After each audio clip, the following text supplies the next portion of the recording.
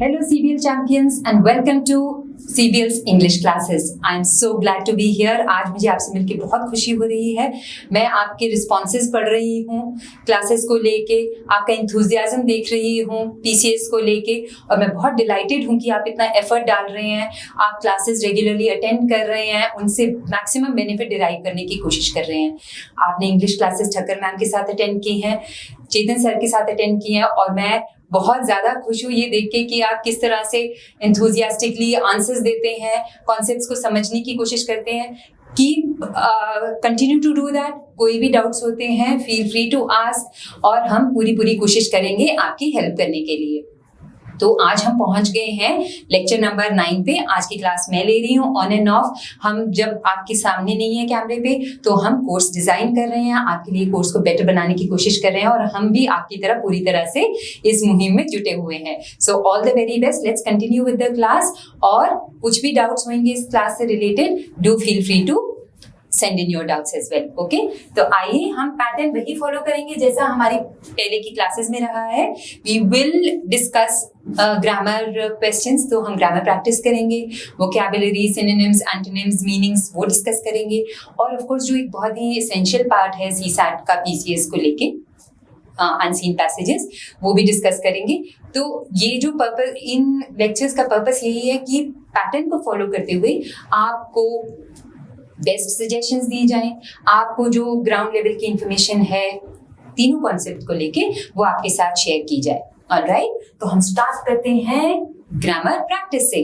Grammar practice में आज कुछ सेंटेंसेस देखेंगे हम, और इनसे हम सीखने की कोशिश करेंगे कि इस ग्रामेटिकल कॉन्सेप्ट का हम कैसे इसके बारे में कि हम कैसे बेटर जजमेंट ले सकते हैं. जब ये इस तरह के क्वेश्चंस आए तो हमने इसको बेटर अटेम्प्ट कैसे करना है. ऑलराइट, सबसे पहले कुछ एग्जांपल्स देखते हैं. She paid for lunch dash advance so we don't need to pay now. 4 option दिए गए हैं. एक नॉर्मल सी टेंडेंसी हमारी होती है कि हम सारे वर्ड्स को फिट करके यूज करने की कोशिश करते हैं, तो वही वाली हम स्ट्रैटेजी ट्राई करते हैं. तो इसके पीछे का लॉजिक थोड़ी देर में समझेंगे. She paid for lunch in advance. Sorry, let's just have the pen moving.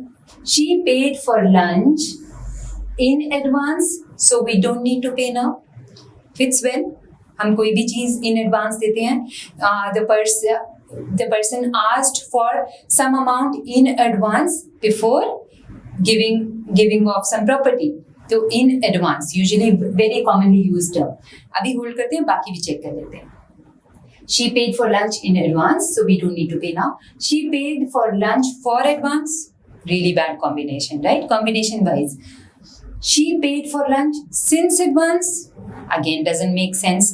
अगर हम इसका literal translation भी करेंगे तो भी fit नहीं होएगा. She paid for lunch at advance. नहीं. इन या में बेटर फिट होता है कि उसने एडवांस में पे किया तो अब हमें पे करने की जरूरत नहीं है. तो that's what makes sense pure logic के हिसाब से और एस्थेटिक सेंस के हिसाब से. She paid for lunch in advance so we don't need to pay now. Next example देखते हैं. I went to the wrong house in mistake. गलती में. हालांकि लिटरल ट्रांसलेशन करना is not a very good practice, but logical sense से try करना is not a bad thing as such. ठीक है. I went to the wrong house for mistake, की गलती करने के लिए रॉन्ग हाउस में चले गए. No, I went to the wrong house since mistake. Again doesn't make sense. I went to the wrong house by mistake. That makes sense. तो usually आप ये देखोगे कि रेगुलर पैटर्न में भी मिस्टेक के साथ आप बाय का यूसेज, बहुत कॉमन यूसेज देखोगे. So I went to the wrong house by mistake, की गलती से मैं गलत घर में चला गया या चली गई. Alright. Please come in once. Please come under once. Please come since once, और please come at once. Please come at once. आप तुरंत आ जाइए, जैसे हम हिंदी में बोलते हैं ना, प्लीज जल्दी आओ, या फिर हम बोलते हैं फटाफट आओ, तो उस तरह से एट वंस यूज होता है. Very common practice. Please come at once. We have a big problem. बहुत बड़ी प्रॉब्लम है, जल्दी से आ जाओ, फटाफट से आ जाओ. So common practice at once.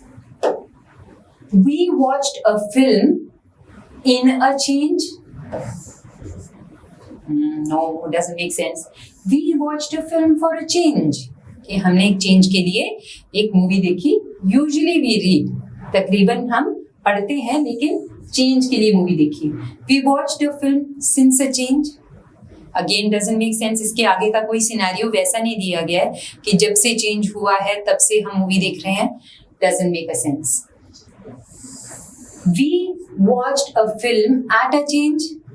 Again does not complete the thought. जो भी हम वर्ड्स फिट करते हैं किसी भी सेंटेंस में, चाहे वो कंजंक्शन हो, चाहे वो प्रेपोजिशन हो, चाहे वो इंटरजेक्शन हो, जब तक वो थॉट को कंप्लीट नहीं करता है तो वो करेक्ट सेंटेंस नहीं माना जा सकता. जैसे इंटरजेक्शंस की बात कर लें. अगर मैं बोलूं wow we lost the match, completely against the thought, right? कि थॉट में एक्साइटमेंट है और यहाँ पे हम मैच लूज करने की बात कर रहे हैं, तो जस्ट डजंट गो. यहाँ पे we watched a film for a change.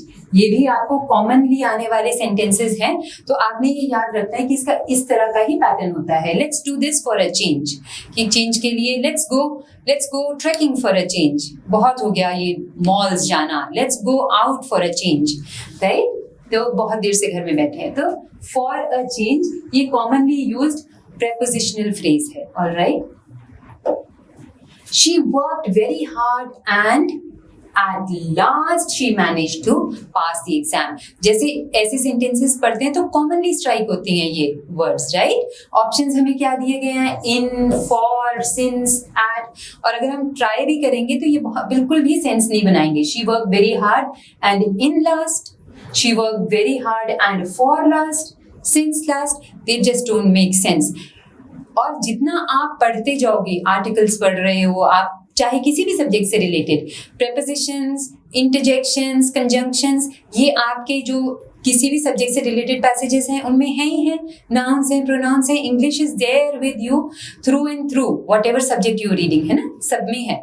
तो जब आप इनकी कैटेगराइजेशन सीख जाओगे, कॉमन प्रैक्टिसेस सीख जाओगे, तो बिल्कुल भी मुश्किल नहीं होएगा. जैसे आपको पता है कि एट लास्ट यूज होता है कि आखिर में. अगर आपने ये कन्वे करना था आखिरकार, आखिर में, तो आपकी फ्रेज जो प्रेपोजिशनल फ्रेज है वो क्या यूज होगी? At last we did it, yay, we cracked the PCS exam.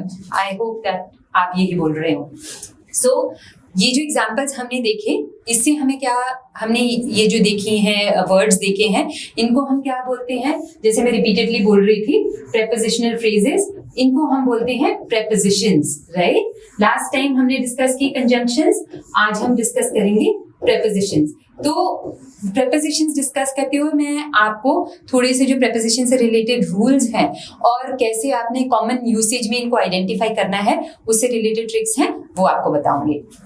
Alright, let's get going. What is a preposition? एक definition देख लेते हैं.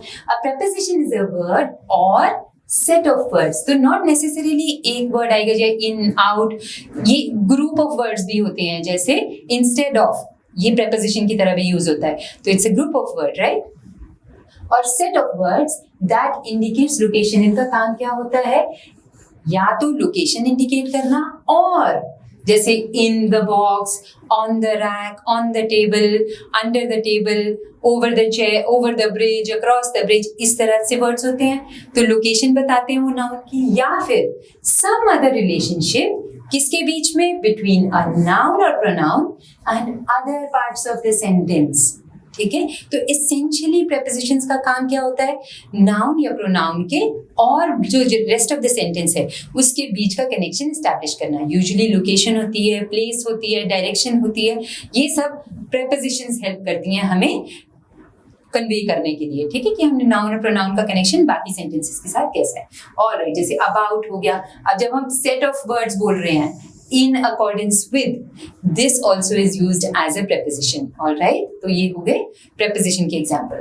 एक छोटा सा नोट है, preposition isn't a preposition unless it goes with a related noun or pronoun. जैसे हमने बोला कि क्योंकि नाउन और प्रोनाउन की रिलेशनशिप एस्टैब्लिश करते हैं, तो essentially नाउन और प्रोनाउन का preposition के साथ होना जरूरी है. And what are they called? Noun और प्रोनाउन जो preposition के साथ होते हैं उनको बोलते हैं preposition का object या object of the preposition. All right? हम ये सारा डिटेल में एग्जांपल्स के थ्रू समझेंगे. Let's look at this. The candidates are waiting in the lobby. अब यहाँ पे द लॉबी क्या है? ये नाउन है और इसका एक बहुत अच्छा ट्रिक है प्रेपोजिशंस को सेंटेंसेस में पहचानने का. They will always answer the question either what या फिर हु. तो जब भी आप प्रेपोजिशन देखो तो आप उससे क्वेश्चन पूछ सकते हो. जैसे इसमें हम पूछे the candidates are waiting in what? In the lobby. तो आंसर मिल गया इन द लॉबी. तो in is playing the role of a preposition. लेकिन इस सेंटेंस में देखते हैं please get in. Please get in what? कोई ऑब्जेक्ट है यहाँ पे? No, nothing. कोई आंसर नहीं मिलता क्योंकि इन क्वालिफाई कर रहा है वर्ब गेट को. प्लीज अंदर जाएं. कहाँ? प्लीज अंदर चलो.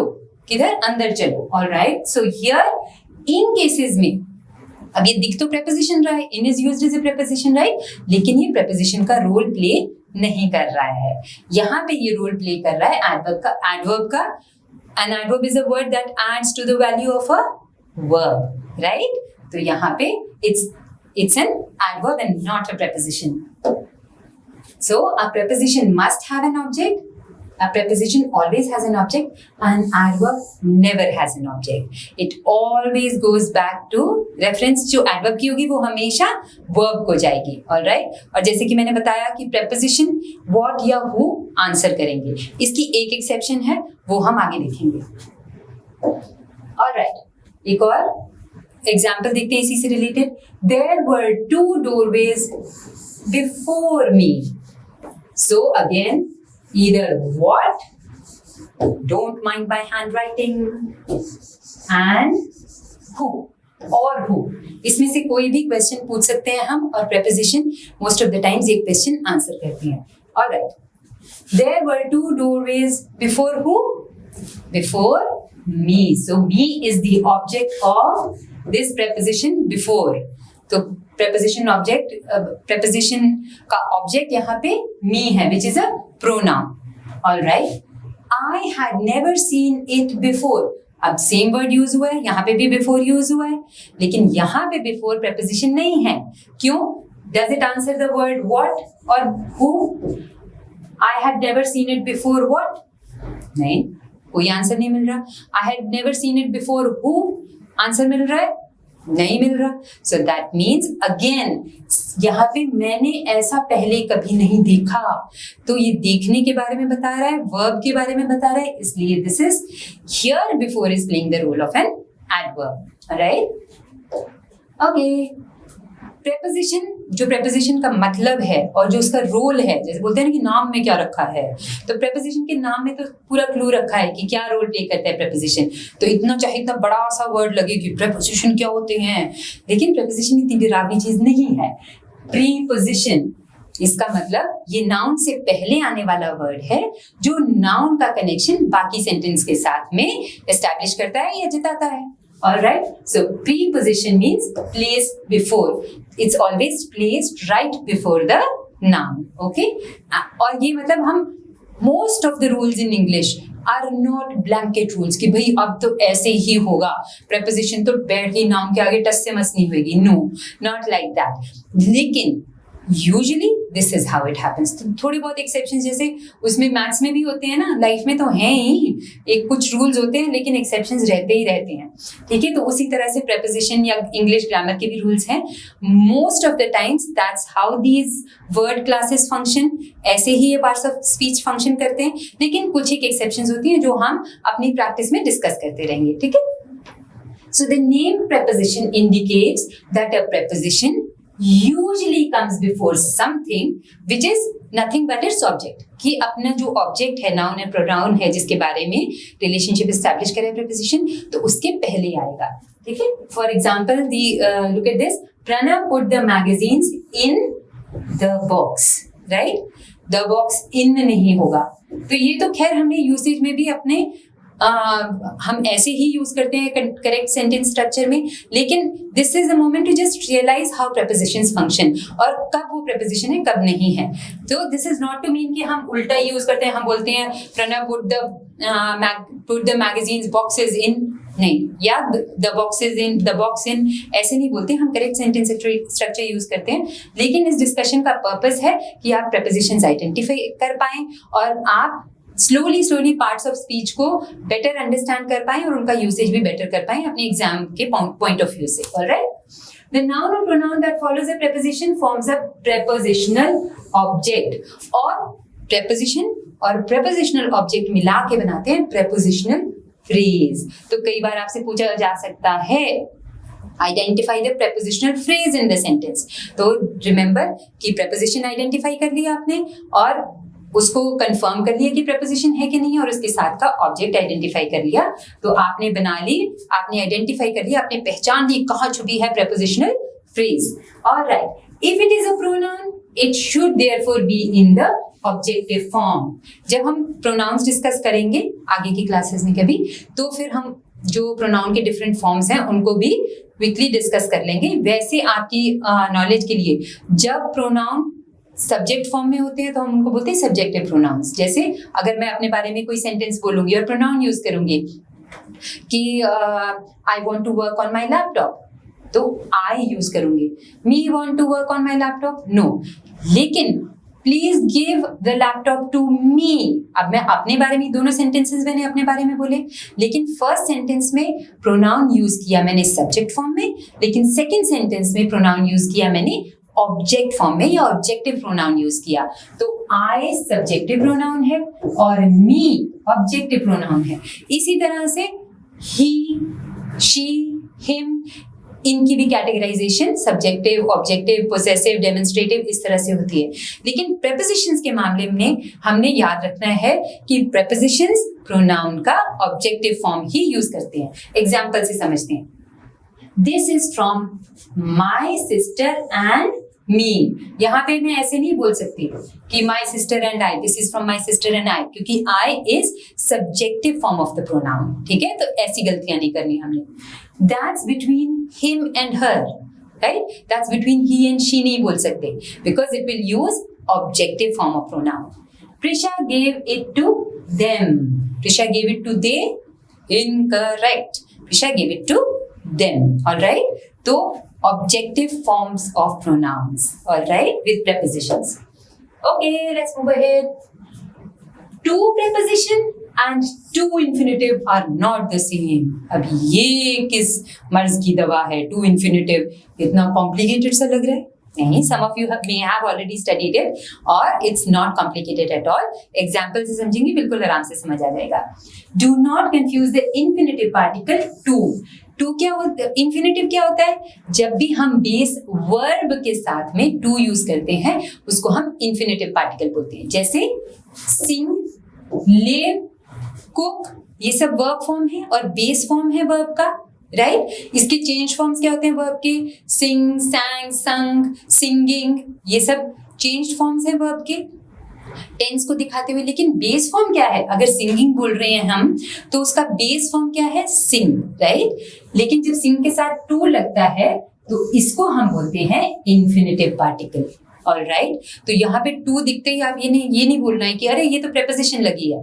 No, it's not, it's infinitive form हमेशा। तो रूल क्या है? With the preposition to, rule क्या है इसका? To as preposition for expressing direction, place और पोजीशन, और प्रेपोजिशन के साथ में हमेशा नाउन आता है, कभी भी वर्ब नहीं आएगी। ठीक है, तो जैसे हम ये एग्जांपल देखते हैं, we are going to Amritsar, name of a place. They are committed to the goal, name of the concept. The picture is tilted to the right, direction. तो हमने बोला कि टू यूज करेंगे हम जब भी एज ए प्रेपोजिशन, तो वो कुछ या तो डायरेक्शन बताएगा या प्लेस बताएगा या पोजीशन बताएगा, ऑलराइट? तो अमृतसर जैसे प्लेस हो गई, ये कॉन्सेप्चुअली एक प्लेस होगी, we want to reach the goal, and tilted to the right direction हो गया। तो यहाँ पे टू डेफिनेटली प्रेपोजिशन का रोल प्ले कर रहा है। लेकिन इन्फिनेटिव का एग्जाम्पल देखते हैं। ठीक है, to as infinitive, she loves to sing her favourite song.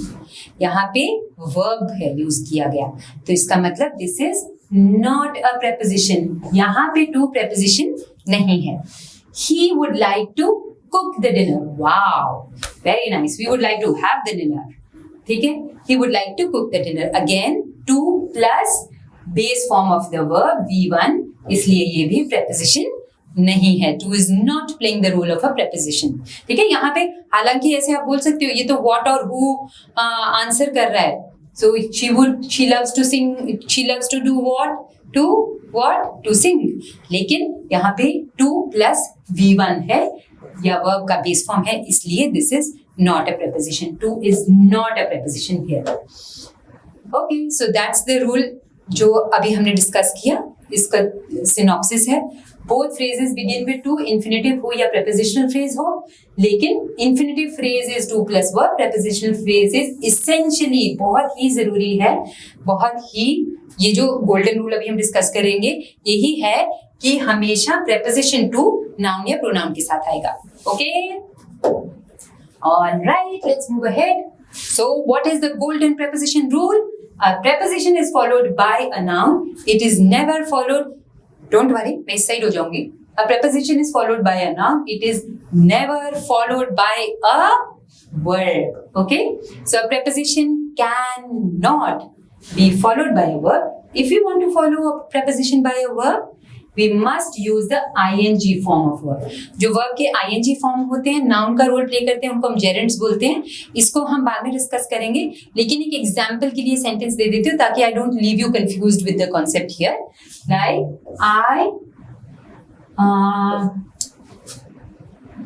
let's see. Reading is my, again, don't mind my handwriting. Don't say ma'am, poor handwriting. Favorite, oh sorry, spelling mistake नहीं करूँगी। Favorite hobby, ठीक है, simple सा sentence है। अब यहाँ पे आप बोलोगे रीडिंग तो वर्ब होता है, आपने यहाँ लिखा है, लेकिन ये वर्ब रीड करना is verb, read is a verb, right. लेकिन यहाँ पे रीड का आईएनजी फॉर्म है, वर्ब का आईएनजी फॉर्म है, लेकिन this is the name of a concept, reading a book, I like reading. तो जब नेम ऑफ द कॉन्सेप्ट है तो ये जेरेंड बन गया, ठीक है। Gerund always plays the role of a noun, gerund plays a role of a noun. तो यहाँ पे वर्ब प्लस आईएनजी फॉर्म जो नाउन की प्लेस लेता है उसको हम जेरेंड बोलते हैं। तो अब टू प्लस वर्ब हो सकता है, लेकिन वो जेरेंड होगा। Okay, have I left you confused? Don't worry, we will come back to this gerund thing जब हम नाउन्स डिस्कस करेंगे। अभी के लिए आप समझ लीजिए कि गोल्डन रूल यही है कि preposition is always followed by a noun. अगर टू preposition आपने यूज की है तो एसेंशियली अगर वर्ब का V1 है, वर्ब का बेस फॉर्म यूज किया गया तो वो preposition नहीं है। Okay, so let's quickly go through the rules that we have discussed कि preposition must have an object और ये noun या pronoun होता है। Preposition means place before, so it's placed before its object. Preposition has a noun or pronoun as prepositional object, ये भी repetition सी ही हो गई। Two preposition and two infinitive are not the same, right? हमने example के through देखा। A preposition is followed by a noun, it is never followed by a word, right? Clear हो गया कि prepositions are never followed by a word, golden rule. All right, तो हमारी grammar practice यहाँ पे खत्म हुई, वोकैबुलरी प्रैक्टिस करते हैं। तो जैसे कि हम पहले करते आए हैं, सिनोनिम्स, एंटोनिम्स डिस्कस करेंगे और ऑप्शंस को भी देखेंगे before we come to a conclusion. Okay, let's get started, dive right in. From the following choose the synonym of equivocal. अब ये वर्ड देखा है, इसमें हमने देखा इक्वी है और वोकल है। Let's see the options. Inspiring, ambiguous, equivalent, equitable. अरे वाह, इनमें भी इक्वी है, इनमें भी इक्वी है। सपोज आपको इक्विवोकल का मतलब नहीं पता और इनका भी नहीं पता, तो वहां पे ऐसे नहीं करने लग जाना कि अरे इसमें भी इक्वी है, इसमें भी इक्वी है, इनी मिनी माइनी मो करके इसको सिलेक्ट कर लेते हैं, ठीक है। I am not against a logical guesswork. मैं ये नहीं बोल रही कि आपने लॉजिकल गेस वर्क नहीं करना जहां पे पॉसिबल हो, पर do not jump to the conclusions. अगर ऐसा कुछ दिख जाए तो हमने वो नहीं करने लग जाना कि इनी मिनी माइनी मो और क्या कहते हैं, आटे बाटी, आई डोंट रिमेम्बर। तो खैर, coming back to the options, ठीक है। इक्विवोकल इक्वल के लिए यूज होता है, वोकल वॉइस के लिए यूज होता है, लैटिन से आया। और जिन लोगों को भी लगता है कि English is all Greek and Latin to me, वो बिल्कुल सही है, क्योंकि English is Greek and Latin, है ना। Most of the words have come from Greek और लैटिन इन इंग्लिश। तो अगर आपको हंसी नहीं आई तो जोक पुअर नहीं था, जोक तो अच्छा था, आपने समझने में गलती की है। So from the following choose the synonym of equivocal, equal, voice. अब ऐसा नहीं है कि ये तो बिल्कुल सही बोलने वाला बंदा है, इसका मतलब एक्चुअली उल्टा निकलता है। आपने देखा होगा कई बार मम्मा बोलते हैं ना, वो तेरा दोस्त नहीं मेरे को पसंद है, वो मेरे को दोगला सा लगता है। तो ये दोगले इंसान है ना, ये जो एडजेक्टिव है वो इक्विवोकल एडजेक्टिव है। तो equivocal is an adjective used for a person who is ambiguous, कि वेग है बहुत, और कई बार वो डिसीटफुल से भी होते हैं, है ना, धोखा देने वाले से, जानबूझ के गोलमोल सी बात करने वाले। गोलमोल परफेक्ट वर्ड है बोलने के लिए, ठीक है।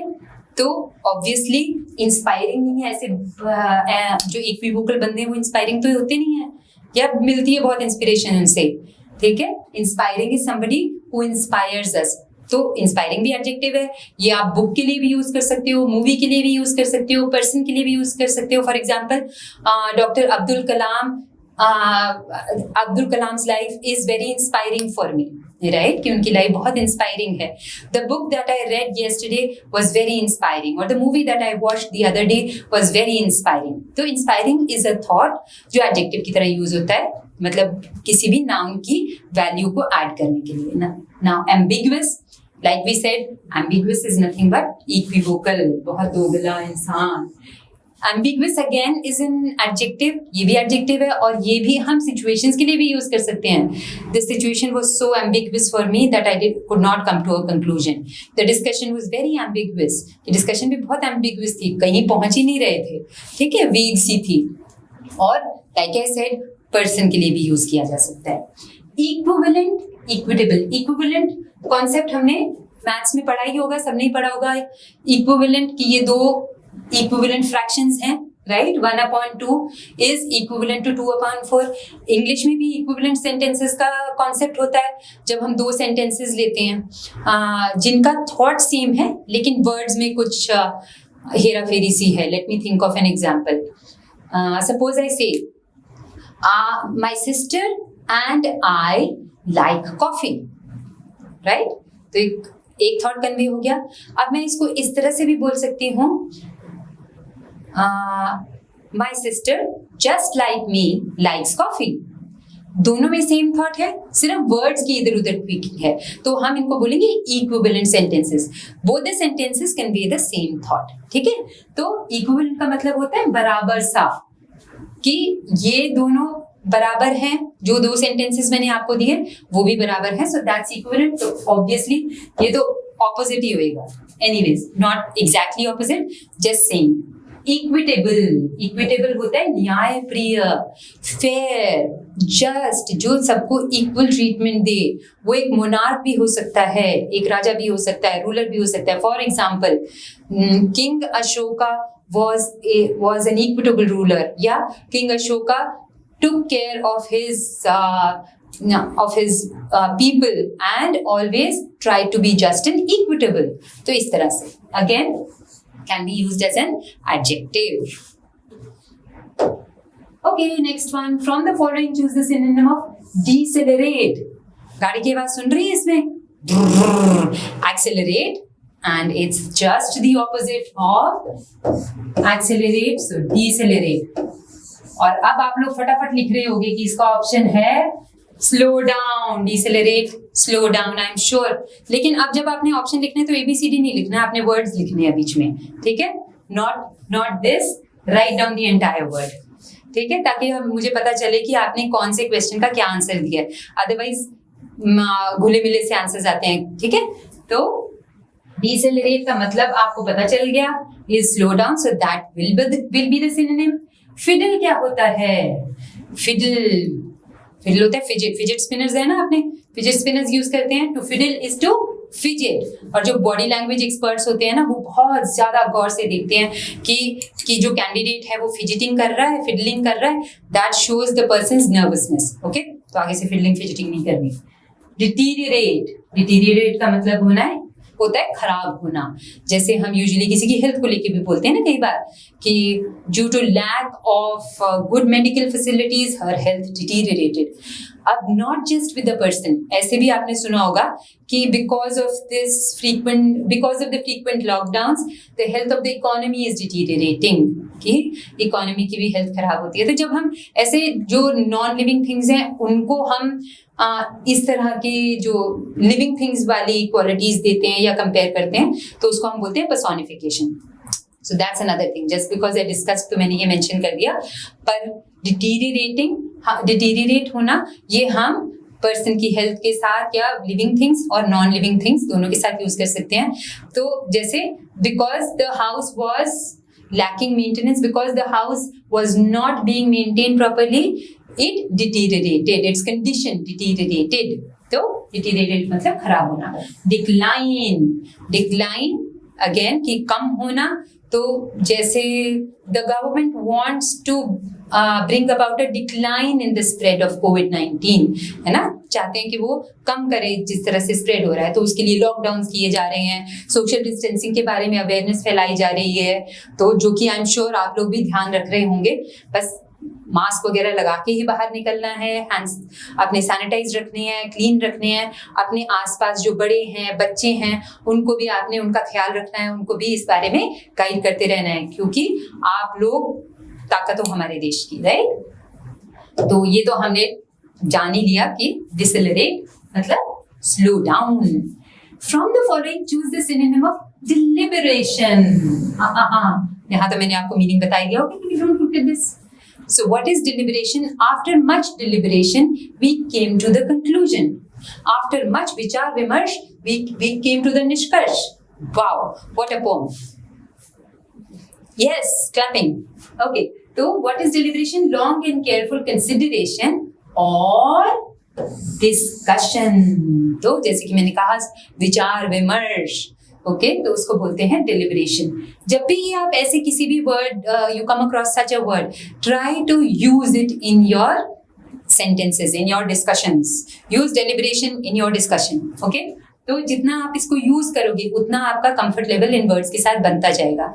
और एक चीज जो मेरे लिए वर्क करती है और आई एम श्योर आपके लिए भी, जैसे आपने चेतन सर की क्लास में देखा होगा कि जैसे वो गानों के साथ एसोसिएट कर रहे थे वर्ड्स, काफी इंटरेस्टिंग हो रहा था, राइट। तो तेरी कल्ली कल्ली फोटो नो डिलीट मार के मारे आओ, what ever that song is. I am not very good at Punjabi, लेकिन मैं भी आपके साथ साथ सीखूंगी, डोंट वरी। आप इंग्लिश सीखिए, मैं पंजाबी सीखूंगी। तो उससे क्या होता है, जब हम कुछ पिक्टोरियल उसकी इमेज सेट कर लेते हैं किसी वर्ड के साथ में, तो हमें उसको रिकलेक्ट करने में, हमें उसको याद रखने में आसानी होती है। तो जैसे जो एग्जाम्पल्स देते हैं हम सेंटेंसेस के, उसका भी यही पर्पस होता है कि आप वो वर्ड आपके साथ रजिस्टर हो जाए, आपके दिमाग में रजिस्टर हो जाए। और जो हम हैंडआउट्स आपको दे रहे हैं उनका भी पर्पस ये है कि आपकी प्रैक्टिस होती रहे कांस्टेंट, और आप वो वर्ड्स पढ़ें और उनकी जो रेफरेंस है वो आपके दिमाग में बनी रहे।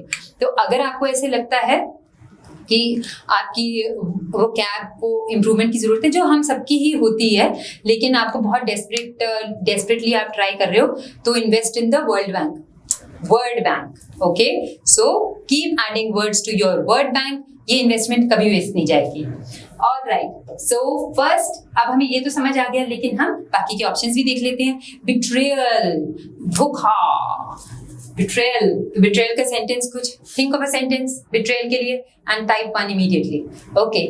तो क्या बोल सकते हैं? Yes, some people use betrayal to their best of personality, और वो बिट्रेयल को भी अपनी ताकत बना लेते हैं। Some people make betrayal their strength and they come out of the dejection very well. I am being a poet here, wow. Condemnation का मतलब निंदा करना, वेरी बैड। तो एक सेंटेंसेस के लिए सोचेंगे तो public condemnation force the government to roll back its decision, है ना। पब्लिक कॉन्डेमनेशन को हम जैसे क्या बोलते हैं, जन निंदा हिंदी में अगर बोलेंगे। दैनिक भास्कर में शायद आपने पढ़ा होगा, जन निंदा, लोगों की निंदा के बाद में गवर्नमेंट ने अपनी डिसीजन वापस ले ली। Discussion, deliberation, impact. तो public condemnation had a huge impact on government's decision. Impact मतलब असर डालना, all right? तो हमें सिनोनिम तो पता चल गया, नेक्स्ट वाले पे मूव करते हैं. From the following synonym of reconcile, choose the synonym for reconcile और reconcile. दोनों एक्सेप्टेबल प्रोनाउंसिएशन है. तो कॉमनली आप reconcile सुनते होगे, लेकिन अगर आप reconcile बोल रहे हो तो इट्स नॉट रॉन्ग. ठीक है, reconcile भी वर्ड छुपा है कंसाइल, कंसिलिएशन से आया है जो. तो कंसिलिएशन नाउन है जिसका मतलब होता है सुलह करवाना, समझौता करवाना. तो reconcile मतलब सुलह करवाना, समझौता करवाना, सौहार्दपूर्ण माहौल बनवाना. अगर दो ढिशुम चल रही हैं उनके बीच में अग्रीमेंट करवाने को बोलते हैं रिकंसिलिएशन करवाना, या दो पार्टीज को रेकंसाइल करवाना. तो इन ऑप्शंस में से कुछ लग रहा है हॉस्टाइल. आपने मम्मा की बनाई भिंडी को मना किया, मम्मा टर्न हॉस्टाइल. यस, मैं तो हो जाती हूँ अगर मेरे बच्चे मना करते हैं तो, कि इतनी टेस्टी मैंने भिंडी बनाई, मना किया तो. Hostile. So India does not want hostile relationships with its neighbors. Recently जो इंडिया चाइना का फेस ऑफ हुआ, so India and China shared a hostile relationship during that time. I just hope everything settles down और सब harmonise हो जाए, hostile ना रहे. क्योंकि हार्मोनाइज में क्या सुन रही है, हार्मनी. जब स्वरों का तालमेल होता है तो क्या बनती है, beautiful harmony, right, harmony of sounds. तो हार्मोनाइज रिलेशनशिप्स के साथ भी होता है, रेकंसाइल हार्मोनाइज की सौहार्दपूर्ण बन जाए. ऑलराइट, सो इसका मीनिंग हुआ हार्मोनाइज. इम्पीड क्या होता है फिर? Im is a prefix used to mean no, not. Possible, impossible. आप बोलोगे इम्पॉसिबल से आई एम पॉसिबल कहाँ से उल्टा हुआ?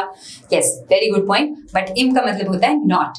Probable, improbable. It's improbable that it will rain today. कितनी probability बन नहीं रही है. All right. और बताइए, और क्या हो सकता है इनसे?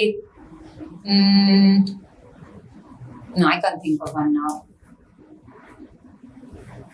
टाइप कीजिए अगर कुछ याद आया तो. मैं नेक्स्ट वाले पे बढ़ रही हूँ. Antipode. What is antipode? Some people say antipode. Fairly acceptable, pronunciation.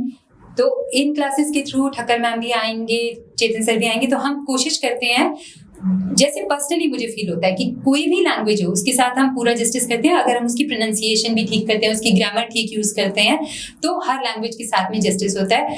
Hindi अगर मैं बोलूँ तो मेरी भी यही कोशिश होती है कि मुझे सही वर्ड्स पता हो, सही तरीके से यूज करूँ. चाहे पंजाबी मैं बोलने की कोशिश करूंगी तो उसको भी सही तरीके से प्रोनाउंस करूँ, गलत प्रोनाउंसिएशन ना हो.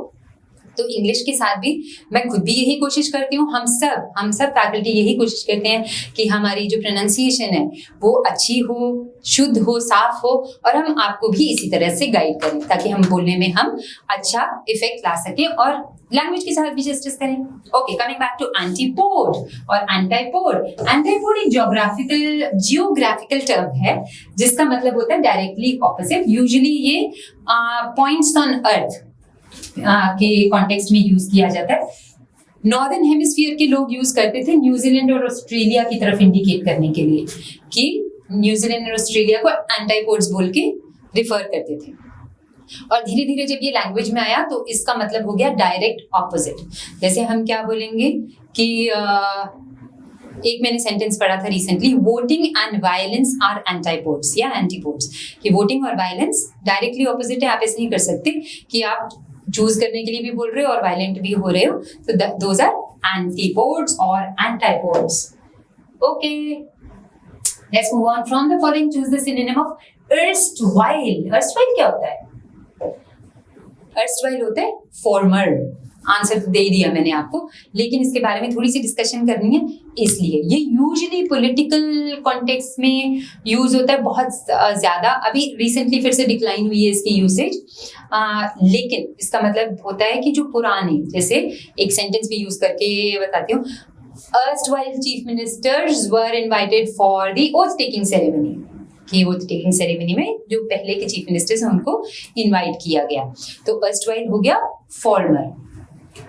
indecisive in again opposite बनाने में हेल्प करता है, though not always but most of the times.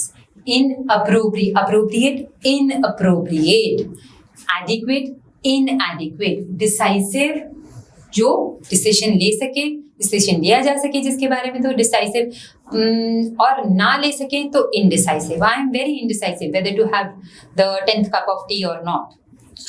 Oh my God, इसमें क्या मुश्किल डिसीजन है? कैलकुलेटिव. मुश्किल है डिसीजन क्योंकि आई एम वेरी कैलकुलेटिव. मैं बहुत सोच समझ के डिसीजन लेती हूँ. तोल मोल के बोल, तो जो बहुत ज्यादा तोल मोल के या बहुत ज्यादा एनालाइज करता है उसको हम बोलते हैं कैलकुलेटिव पर्सन. एडजेक्टिव की तरह यूज होता है तकरीबन, और यूजुअली विद पीपल और पर्सन. तो आई am very calculative, I am a very calculative person. तो मैं बहुत नाप तोल के चीजों को एनालाइज करके ही डिसीजन लेती हूँ. That is why I remain indecisive may be. Amicable कौन होता है? A very friendly person. और फ्रेंडली पर्सन भी हो सकता है, सिचुएशन भी हो सकती है, so it's all, और सोल्यूशन भी हो सकता है. we want an amicable solution to this problem, कि हमें लड़ाई झगड़ा नहीं चाहिए, एक पीसफुल सा सोल्यूशन चाहिए, एक फ्रेंडली सा सोल्यूशन चाहिए. ठीक है, फ्रेंडली. एंड डोंट वरी, आपको इनके हैंडआउट्स में इनके मीनिंग्स मिलेंगे. डोंट वरी अबाउट कि मैम ने लिखा नहीं यहाँ पे इसका एग्जैक्टली क्या मीनिंग है, इसका सिनोनिम क्या है. Do not worry about the answers. ये सारे जो ऑप्शंस हैं इनके भी, और जो एग्जैक्ट सिनोनिम है वो सब भी आपको हैंडआउट्स में मिलेंगे. फॉर्मर, जैसे कि हमने पता ही कर लिया, अर्स्टवाइल, और ऑफ टाइम्स पास्ट या पास्ट टाइम्स का. ठीक है. From the following, choose the most similar to benign, benignant or benignant. So this comes from the word benign, B-I-N-I-G-N, जहाँ पे G silent होता है. ठीक है. और इसका ऑपोजिट कुछ स्ट्राइक हो रहा है, क्या होता है? malignant, right? Usually medical terminology में ज्यादा यूज होता है. मेडिकल डॉक्यूमेंट्स में ज्यादा यूज होता है. whether something is malignant or not malignant मतलब खराब, malignant कंडीशन खराब. benignant पर्सन के लिए भी यूज होता है जो बहुत ही काइंड और गुड हार्टेड पर्सन हो. और हमने लास्ट क्लास जो थी चेतन सर के साथ आई थिंक, तो उसमें आपने याद है एक और वर्ड का मीनिंग यही डिस्कस किया था, benevolent. benevolent is somebody who's kind and good hearted, right?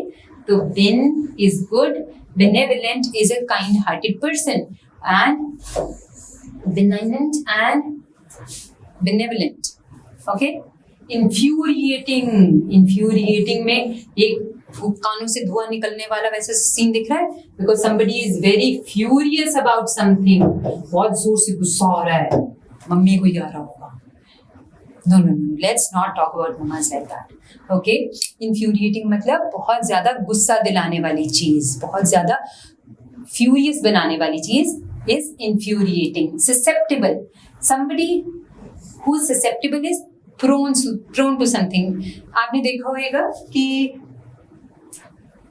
other words for susceptible, sensitive here, but आपने देखा होगा, just to come back to the example, कि कई लोग हैं उनको जल्दी जल्दी कोल्ड हो जाता है या एलर्जीज हो जाती है. तो such people are prone to allergies या prone to cold, so they are susceptible.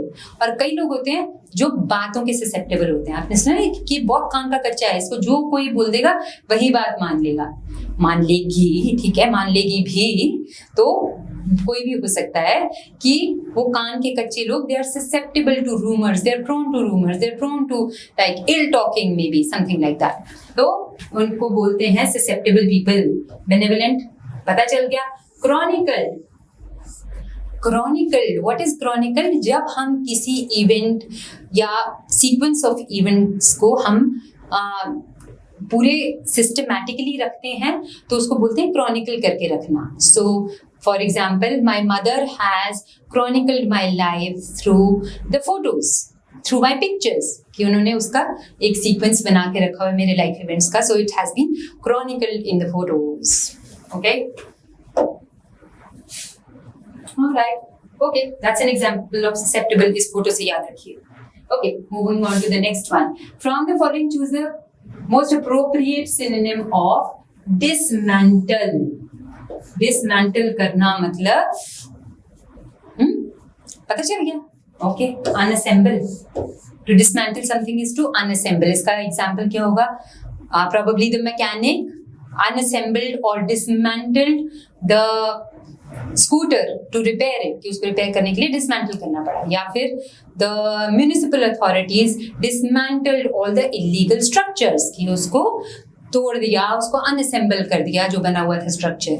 या फिर और क्या हो सकता है, my son unassembled, dismantled the Lego figure he had made to make a new one. Alright, explicate.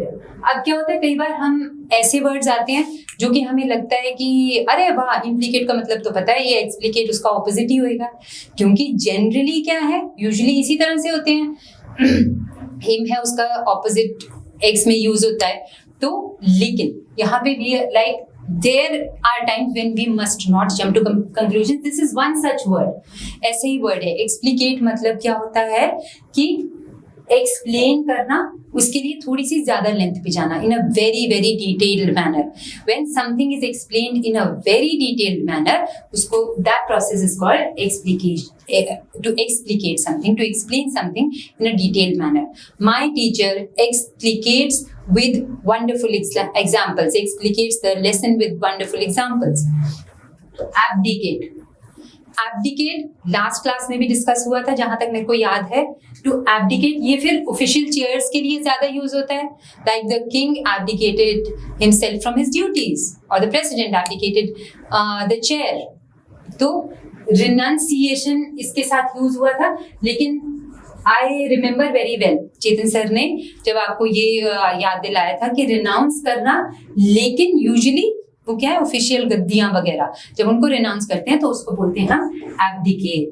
अनअसेंबल we know is synonym of dismantle, किसी भी चीज को दोबारा से उसके पुर्जों को निकालना इज अनअसेंबल करना.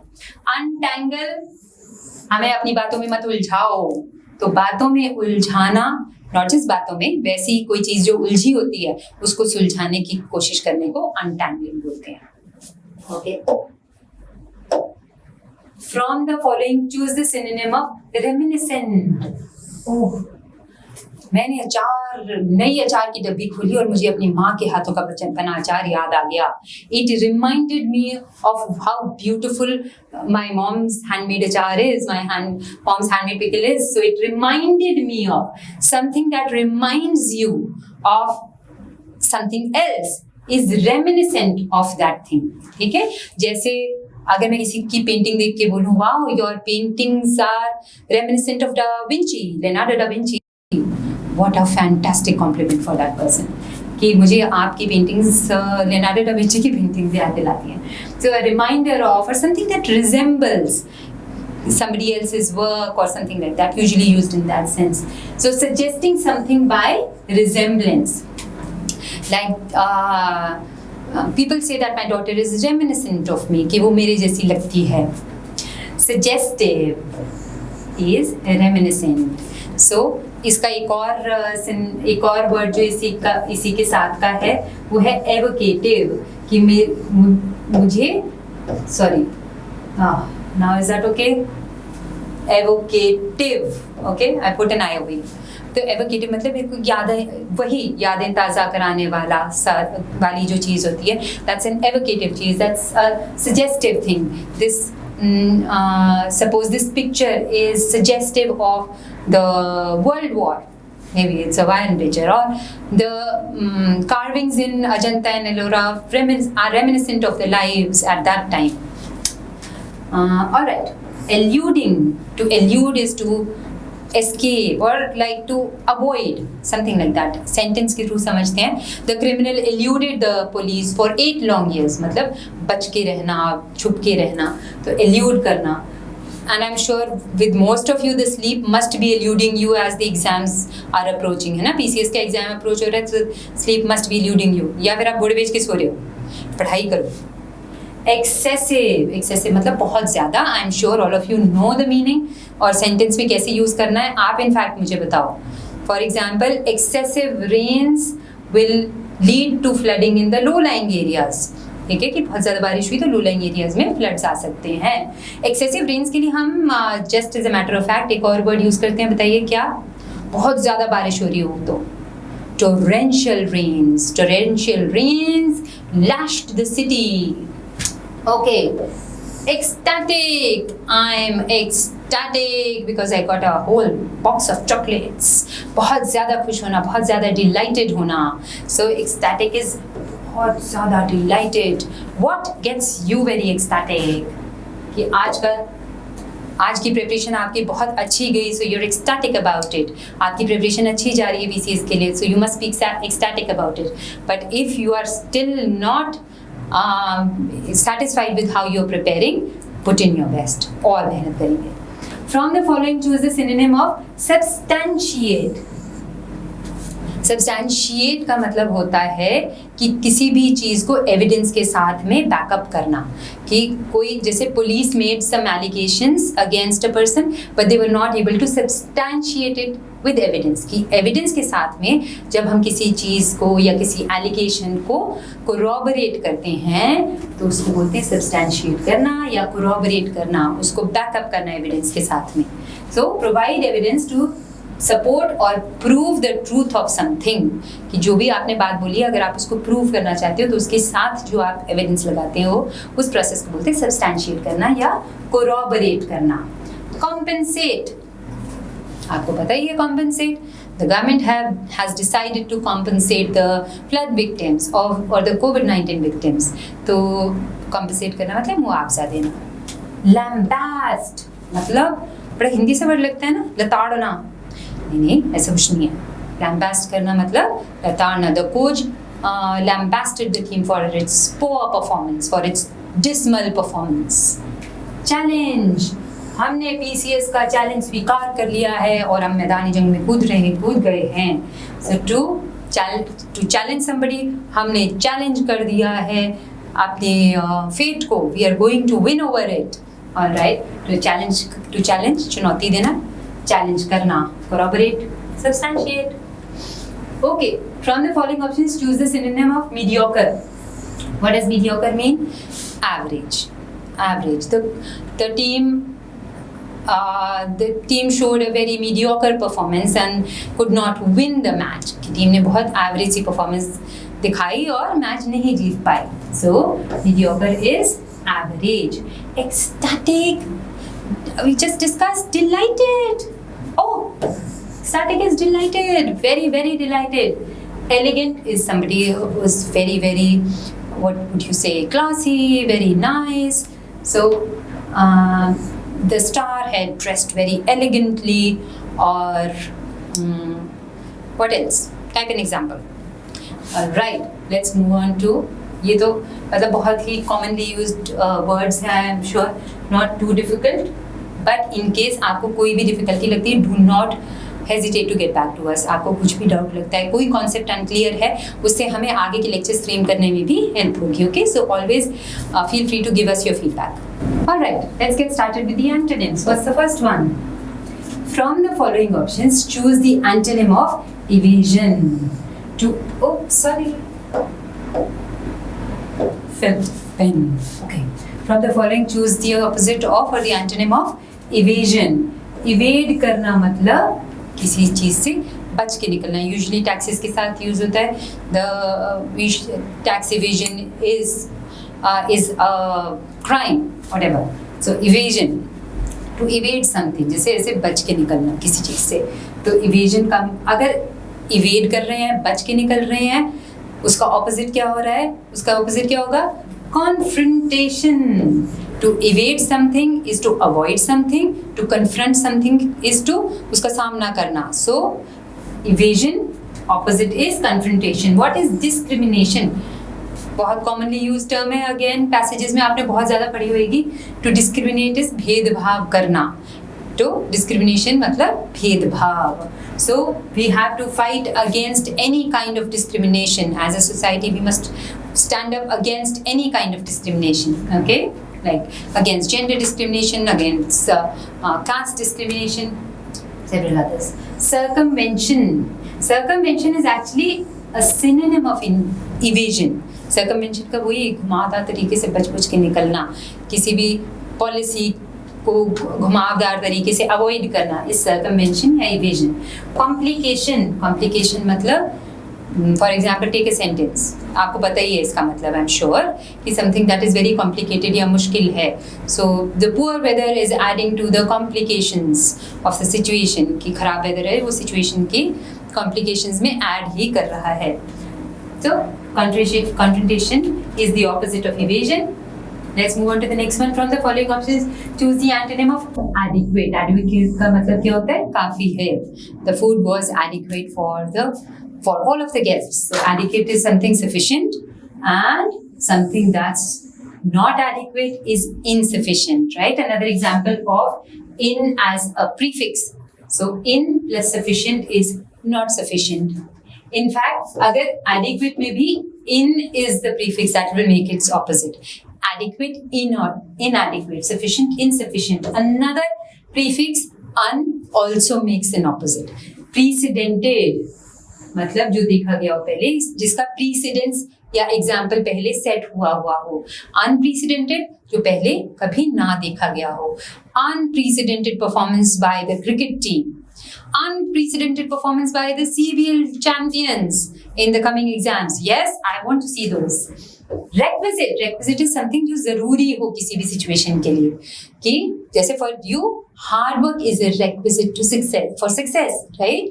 For you hard work is very essential, and also smart work. Approachable, ये approachable भी adjective की तरह यूज होता है. Somebody who is approachable is somebody जिसको हम बहुत ही comfortably approach कर सकें, जिससे हम comfortably बात कर सकते हैं. For example, the star seemed approachable to his fans, कि बहुत ही approachable behave कर रहे थे जो भी star थे. Sachin Tendulkar has always comes across as an approachable person, वो बहुत approachable act करते हैं, या he comes across as an approachable person. From the following options, use the antonym of alight. अब यहाँ पे भी वो इनी मिनी माइनी वो वाली ध्यान रखने वाली बात है कि जैसे अलाइट दिखे, लाइट में लाइट दिख रही है तो उसका मतलब ये नहीं कि इल्यूमिनेटेड हो जाएगा या ब्राइट हो जाएगा. No, right. Again best guess use करना है हमने, लेकिन we are not going to jump to conclusions. तो a lot of you may know the meaning of alight, और उसका ऑपोजिट भी ऑब्वियसली आपको पता चल ही रहा होगा. To alight is to get off a bus or a vehicle or a plane, like as soon as the star alighted from the flight, the fans waved at him or her. So to alight is to get off, to board is to get on. The passengers were requested to get on board the plane. Get on board. All right. So alight का opposite हो गया board, and not illuminated. Illuminated का मतलब होता है चमकदार या रोशन, ठीक है. और ये भी काफी सारे कॉन्टेक्स्ट में यूज होता है, जैसे the wonderful lights illuminated the hall, कि बहुत प्यारी लाइट्स थी और सारे उसको हॉल को उन्होंने रोशन कर दिया. और somebody's presence may illuminate the whole environment, कि या फिर जैसे एक और एग्जाम्पल हम ले सकते हैं, the performance of the kids illuminated the hearts of the audience, की जो परफॉर्मेंस थी बच्चों की, उन्होंने जो ऑडियंस थी उनके दिलों को रोशन कर दिया. तो इस तरह से काफी सारे कॉन्टेक्स्ट में यूज होते हैं वर्ड्स, जैसे हिंदी में भी होते हैं, पंजाबी में भी होते हैं, तो सिमिलरली इंग्लिश में भी ऐसे होते हैं, अलग अलग कॉन्टेक्स्ट में यूज होते हैं. भाव क्या है वर्ड्स का, वो समझने की जरूरत होती है. Argumentative, don't be argumentative with your parents, listen to them, okay, and with your teachers as well. तो argumentative कौन होता है? जो बहुत बहसबाजी करता है, ठीक है, और जो नहीं करता है. So is that a better person? No, arguments are always welcome. Arguments should be for a valid reason. जब हम अच्छी चीज के लिए, जब हम चीजों को बेटर करने के लिए आर्ग्यूमेंट करते हैं, they are always good. They are always good than accepting as it is, right? So like I always say, give us your feedback. Bright is obviously something that's ये synonym की तरफ use हो सकते हैं. What a bright presence, what a bright day, what an illuminated day. This usually may not be an exact synonym, but thoughts same दोनों के पीछे. So question number 14. From the following options, choose the antonym of disciplinary. Disciplinary मतलब जो something or someone that imposes discipline, जो discipline लागू करता हो या जिसके थ्रू लागू किया जाता हो. जैसे the coach or the committee took a disciplinary action against a few players for their bad behavior. कि डिसिप्लिनरी एक्शन उनके साथ लिया गया स्ट्रिक्ट एक्शन।